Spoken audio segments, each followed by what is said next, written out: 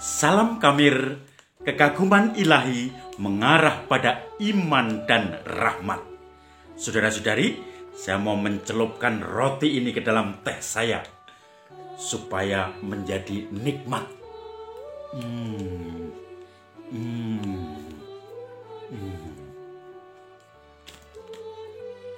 Celupkan lagi.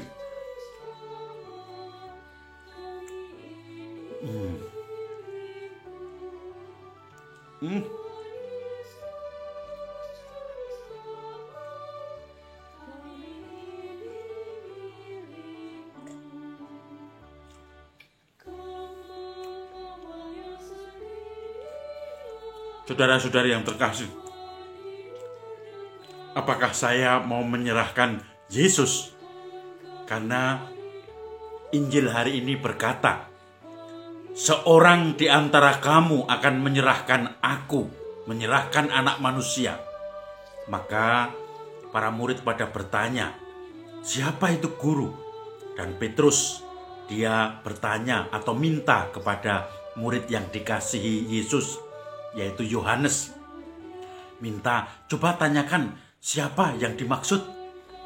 Dan kemudian Yesus menjawab, yaitu orang yang aku memberikan roti kepadanya setelah aku mencelupkannya.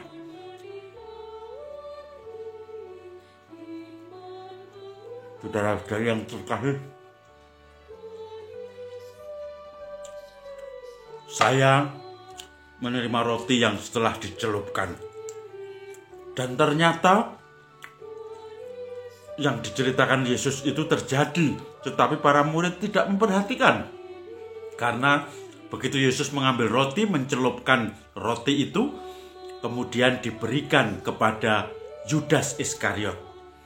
Dan kemudian Yudas mulai gelisah. Dan Yesus kemudian mengatakan, Yudas, kamu pergi saja. Cepat selesaikan urusanmu. Padahal Yudas itu pergi untuk menyerahkan Yesus, lapor bahwa sekarang Yesus ada di Taman Getsemani. Maka tangkaplah dia, nanti aku yang akan mencium dia. Itulah yang namanya Yesus. Saudara-saudari yang terkasih, para murid tidak menyangka atau mungkin tidak memperhatikan, terlalu cuek ketika Yudas pergi. Dipikirnya mau membeli makan atau kebutuhan pesta, karena Yudas pemegang kas dari keuangan kelompok para murid ini. Dan kemudian mereka melanjutkan.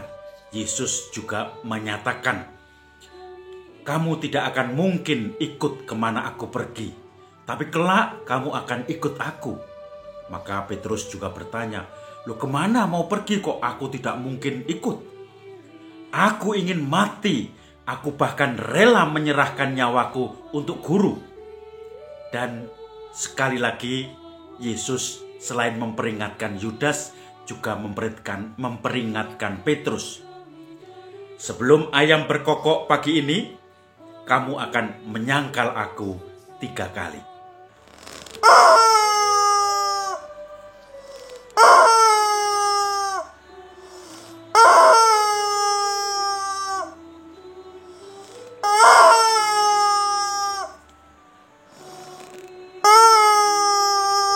Saudara-saudari yang terkasih, sebetulnya 2 tokoh yang kuat dalam kisah-kisah Yesus dalam Injil itu ada 2, yaitu Yudas dan Petrus. Tentu saja ada yang lain-lain termasuk Yohanes, yang dalam Injil Yohanes ditulis murid yang dikasihi Tuhan. Tetapi yang eksplisit ditunjukkan dalam bacaan hari ini adalah Yudas Iskariot dan Petrus. Dua-duanya sama-sama lemah. Yudas Iskariot akhirnya menjual Yesus. Petrus pun nanti akhirnya akan juga menyangkal Yesus sampai 3 kali dan ditutup dengan ayam berkokok. Maka penyangkalan-penyangkalan itu menyakitkan Yesus, karena Yesus sudah 3 tahun lebih mereka diajar oleh Yesus, tinggal bersama Yesus, suka duka dengan Yesus, lapar haus bersamaan, jalan juga bersamaan, mengajar bersamaan, mendapatkan tepuk tangan juga bersama-sama, tetapi ketika juga mendapatkan penolakan mereka pun mengalami bersama-sama. Makan dengan makanan yang sama juga. Tapi ternyata justru orang dekat ini yang menyangkal Yesus.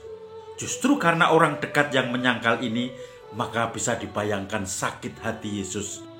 Sakit hati dalam arti bahwa dia merasakan nelongso, keronto-ronto.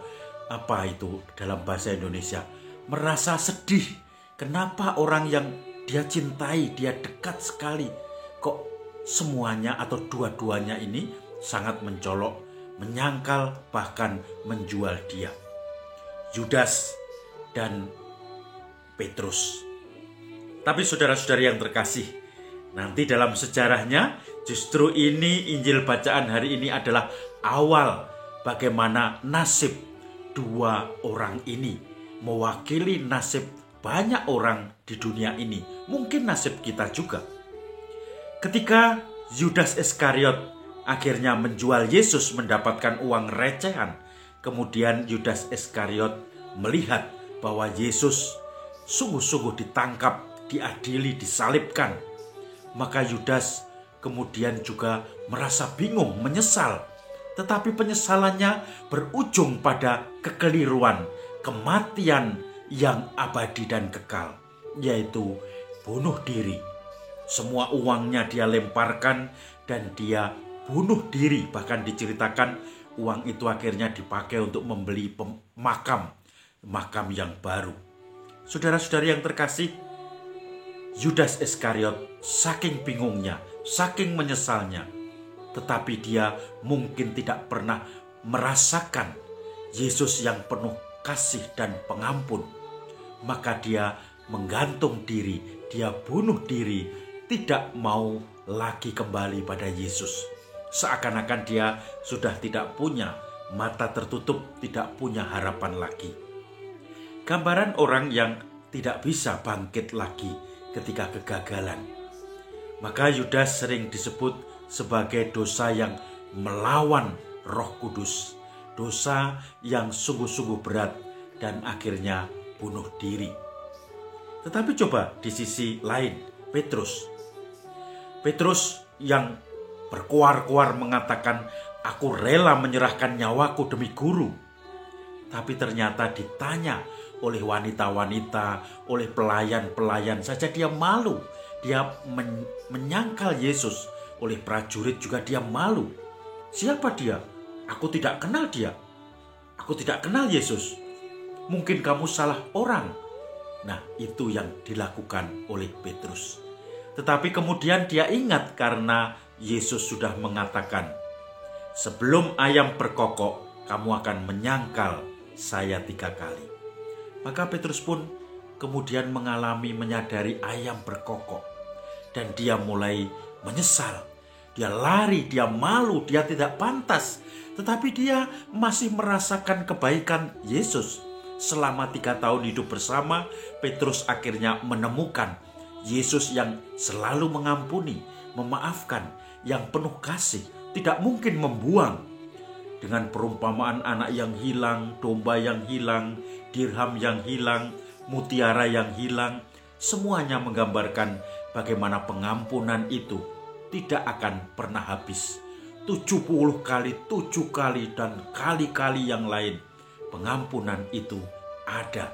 Kasih itu ada. Maka akhirnya Petrus berbalik. Menangis menghadap Yesus dan mohon ampun, menyesal. Maka kemudian Petrus sungguh-sungguh menepati janjinya. Aku rela mati demi guru.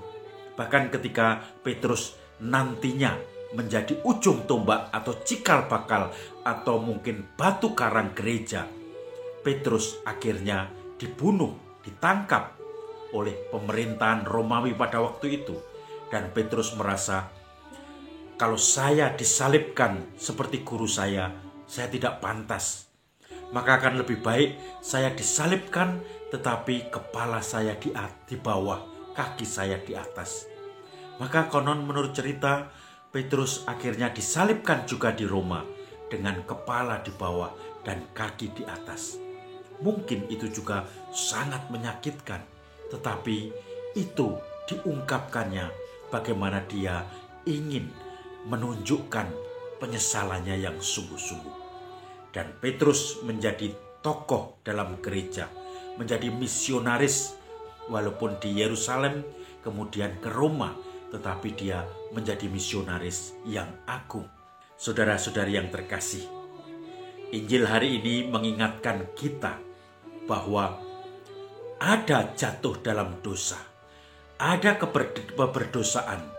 Keberdosaan bahkan tidak ringan tetapi berat, mematikan, yaitu Yudas dan Petrus.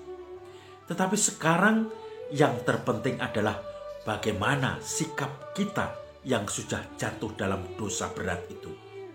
Apakah kita kemudian menutup mata, kita tuli, kita merasa bersalah dengan penyesalan yang berlebihan dan bunuh diri seperti Yudas?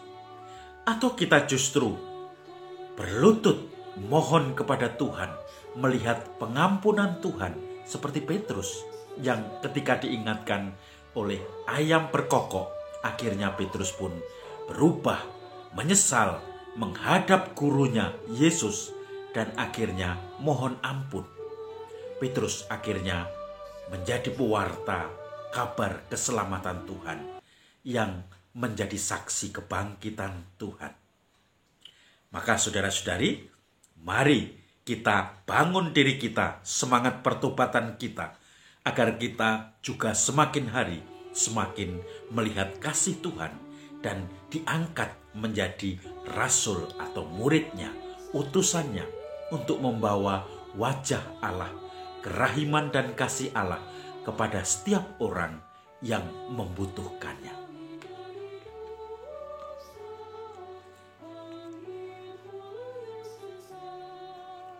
Salam Kamil, kekaguman ilahi mengarah pada iman dan rahmat.